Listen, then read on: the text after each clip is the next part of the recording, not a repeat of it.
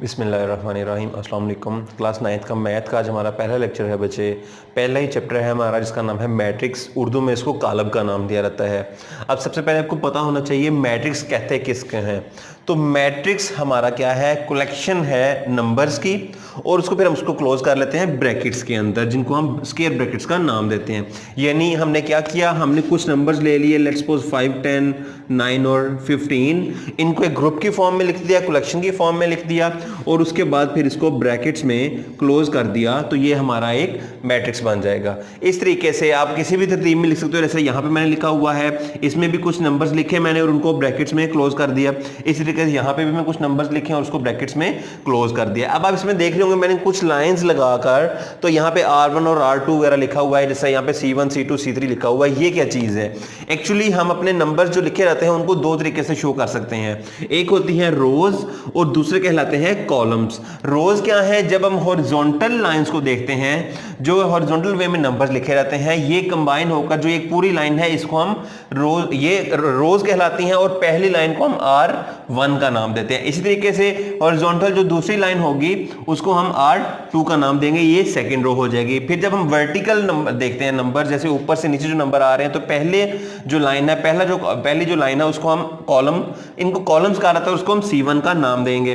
फिर ये दूसरा कॉलम है, इसको हम C2 और तीसरे को C3 का नाम देते हैं। यानी जो हॉरिजॉन्टल लाइंस थी उनको R1, R2 या रोज का नाम दिया, एक्चुअली नाम रोज है, और उसको हमने R2 क्योंकि दो लाइंस थी तो 1 और 2 R1 और R2 से लिखा हुआ था।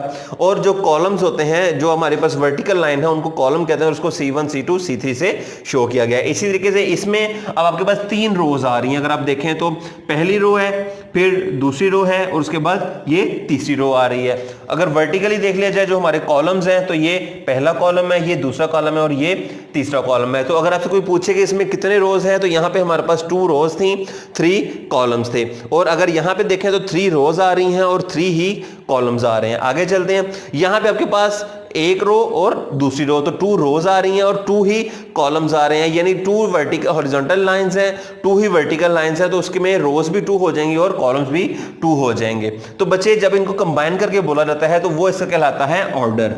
ऑर्डर से क्या मुराद है? जब हम किसी नंबर की किसी मैट्रिक्स की रोज और कॉलम्स को देखते हैं, उनकी तादाद को ऑर्डर का नाम दिया रहता है। जैसा कि यहाँ पे अगर आप देखें तो इसका ऑर्डर क्या है, इसमें 2 रोज आ रही है, तो हम लोग लिखेंगे 2 बाय कितने कॉलम्स आ रहे हैं? 2, तो इसका ऑर्डर हो जाएगा 2 बाय 2।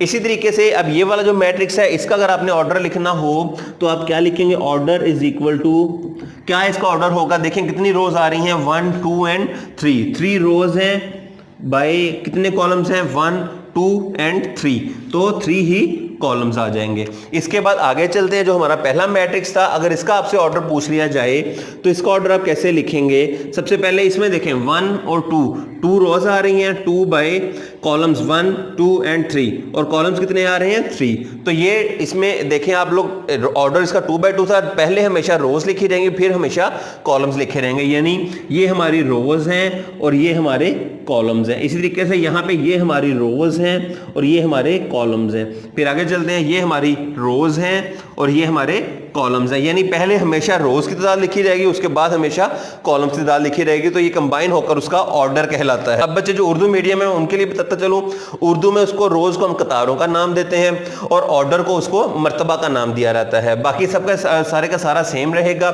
सिर्फ जो रोज हैं वो कहलाएंगी कतार या कतारें, और जो ऑर्डर है उसको मर्तबा का नाम दिया रहेगा। बाकी सारे का सारा ऐसे ही है, यही चीजें टर्म्स यूज की रहेंगी। कॉलम के लिए हम कॉलम का टर्म यूज करेंगे, हाँ मैट्रिक्स के लिए हम कालब का लफ्ज यूज करते हैं उर्दू के अंदर। तो उर्दू मीडियम वाले बच्चे भी और इंग्लिश मीडियम वाले भी इस चीज को ध्यान से समझ लें। इसके बाद हमारी अगली डेफिनेशन है इक्वल मैट्रिक्स की, लेकिन उससे पहले आपने मैट्रिक्स, रोज, कॉलम्स और ऑर्डर को अच्छी तरीके से समझ लेना और उसकी डेफिनेशन याद भी कर लेनी है। नेक्स्ट हम चलते हैं इक्वल मैट्रिक्स। जी, नेक्स्ट हमारी डेफिनेशन है इक्वल मैट्रिक्स की, या उर्दू में इसको आप कहेंगे मसावी कालब। मसावी कालब। अभी होता क्या है, सबसे पहले हमको बता देता हूँ कि इसको डिनोट हम करते हैं इक्वालिटी से या इक्वल साइन से, यानी अगर दो मैट्रिक्स में इक्वल लगा हो तो वो इक्वल मैट्रिक्स या मसावी कालब कहलाएगा। अब इसको ट्रू होने के लिए या दो नंबर मैट्रिक्स को आपस में इक्वल होने के लिए दो कंडीशंस लाजमी है। वो कौन कौन सी? सबसे पहली है ऑर्डर्स आर सेम, यानी मैट्रिक्स ए और बी का ऑर्डर सेम होना चाहिए। यानी जो भी मैट्रिक्स हम लेंगे, लेट्स सपोज यहाँ पे हम दो मैट्रिक्स ए और बी लिए हुए थे, तो हमारे पास उनका ऑर्डर सेम होना लाजमी है, तो फिर हम उसको इक्वल मैट्रिक्स कहेंगे। सॉरी, फिर हमारी एक कंडीशन ट्रू हो जाएगी। उसके बाद दूसरी हमारी कंडीशन है कोरिस्पॉन्डिंग एंट्रीज आर सेम। क्या मतलब है इस बात का? कोरिस्पॉन्डिंग एंट्रीज यानी जिस पोजीशन पे पहले मैट्रिक्स में जो वैल्यू है उसी पोजीशन पे दूसरे मैट्रिक्स में भी वही वैल्यू होनी चाहिए। जैसे मिसाल देख लेते हैं, यहाँ पे पहले सबसे 2 आ रहा है, यहाँ पे भी 2 है, यहाँ पे 3 है, यहाँ पे भी 3 है, यहाँ पर 4 आ रहा है, यहाँ पर 4 होगा, और यहाँ पे 5 है तो यहाँ पे भी 5 है। आपने देखा कि इसकी कोरिस्पॉन्डिंग एंट्रीज भी सेम है। उसके अलावा इसका ऑर्डर 2 रोज हैं, 2 ही कॉलम्स है, तो ऑर्डर इसका भी 2/2, इसमें भी 2 रोज हैं, 2 ही कॉलम्स हैं, और ऑर्डर इसका भी 2/2 ही होगा। तो दोनों हमारी कंडीशन ट्रू हो गई, ऑर्डर भी दोनों का सेम हो गया और उसके अलावा कोरिस्पॉन्डिंग एंट्रीज भी सेम हो गई, तो हम मैट्रिक्स को कहेंगे ये आपस में इक्वल हो गए हैं। अब हम थोड़ा सा इसको चेंज करके देखते हैं, जैसा कि यहाँ पे अगर मैं 5 कर दूं और यहाँ पे मैं 2 लिख दूं। अब मैं सिर्फ जगह चेंज कर दी है नंबर्स की, तो अगर हम देखें तो ऑर्डर अभी भी सेम है। इसमें भी 2 रोज हैं और 2 कॉलम्स हैं, यहाँ पे भी 2 रोज हैं और 2 ही कॉलम्स होंगे। लेकिन अब देखें, अगर एंट्रीज हमारी कोरिस्पॉन्डिंग एंट्रीज जो यहाँ पे 2 आ रहा है, यहाँ पर 5 है, यहाँ पे अब कोरिस्पॉन्डिंग एंट्रीज हमारी चेंज हो गई है, तो हमारी पहली कंडीशन तो ट्रू थी लेकिन दूसरी कंडीशन ट्रू नहीं हुई। इट मींस इसका ये मैट्रिक्स आपस में इक्वल नहीं हो सकते। अच्छा, अब वापस हम इसको उसी फॉर्म में लिख लेते हैं, यहाँ पे 2 करते हैं और यहाँ पर 5।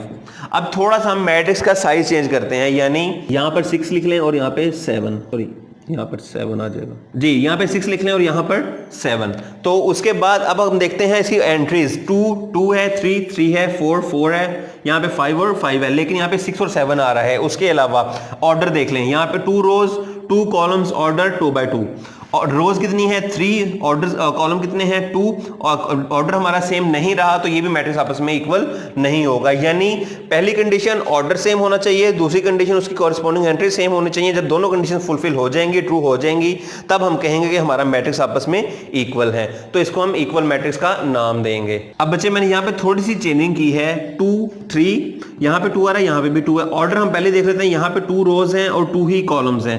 इसको हम सॉल्व करके कंसिडर करेंगे, यानी 4 - 1 है, तो जो आंसर आएगा 3 वो एक नंबर हो जाएगा, और 3 + 2 5 एक नंबर हो जाएगा। अब यहाँ पे 2 है, यहाँ पे भी 2 है, नंबर सेम हो गए। यहाँ पर 3 है, यहाँ पे नंबर 4 - 1 का आंसर भी 3 आएगा, तो इट मींस कि ये भी नंबर हमारे सेम है।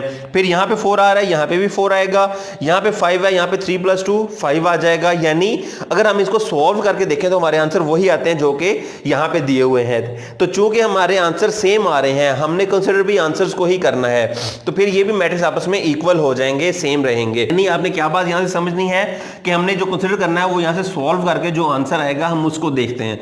अब थोड़ा सा इसको हम चेंज इस तरीके से करते हैं कि अगर साइन का फर्क आ जाए, जैसे यहां पे मैं 1 - 4 कर देता हूं। आप लोग अगर देखें तो 3 यहां पर 3 है, 1 - 4 का आंसर 3 नहीं आ रहा बल्कि -3 आ रहा है।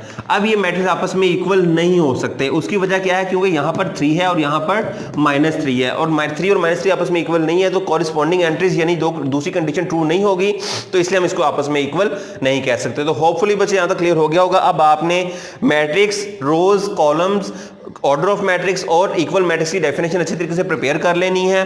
कल हम एक्सरसाइज स्टार्ट करेंगे। Thank you.